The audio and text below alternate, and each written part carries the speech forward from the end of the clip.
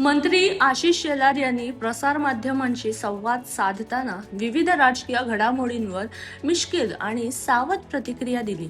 रामरक्षा पठणाबाबत विचारलेल्या प्रश्नावर शेलार म्हणाले, जो कोणी रामरक्षा म्हणेल त्याला सुबुद्धी मिळेल. आतापर्यंत घेतलेल्या निर्णयांचा पुनर्विचार करून त्यांच्या सुबुद्धीकडे प्रवास व्हावा अशीच अपेक्षा आहे. राष्ट्रवादी काँग्रेसचे नेते जयंत पाटील आणि मुख्यमंत्री यांची झालेली भेट तसेच त्यावर करण्यात आलेल्या दूध आणि दही आता एकत्रच आहेत. या टिप्पणीबाबत विचारले असता शेलार यांनी मिश्कील शैलीत प्रतिक्रिया देत राजकीय चर्चांना अधिक हवा दिली. दरम्यान शरद पवार गटातील काही खासदार भाजपच्या संपर्कात असल्याची चर्चा सुरू असल्याबाबत विचारले असता त्यांनी सावध भूमिका घेत म्हणाले, चांगलं आहे, सध्या फक्त चर्चा सुरू आहेत. समोर जेव्हा काही येईल तेव्हा त्यावर आपण बोलू. आशिष शेलार यांच्या या वक्तव्यामुळे राज्यातील राजकीय घडामोडींवर पुन्हा एकदा चर्चांना उधाण आले आहे.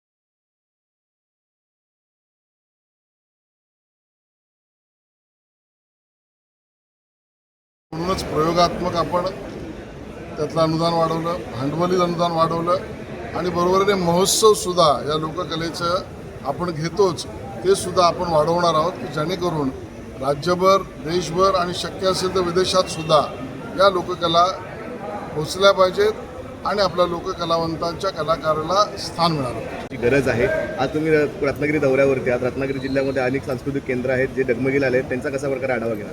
त्याचाही आढावा आम्ही घेऊ. जिल्हाधिकाऱ्यांशी बोलून त्यामध्ये DPDC असेल, नगरविकास असेल किंवा सांस्कृतिक विभाग असेल, त्यातनं भरीवची मदत करण्याची भूमिका आम्ही घेऊ.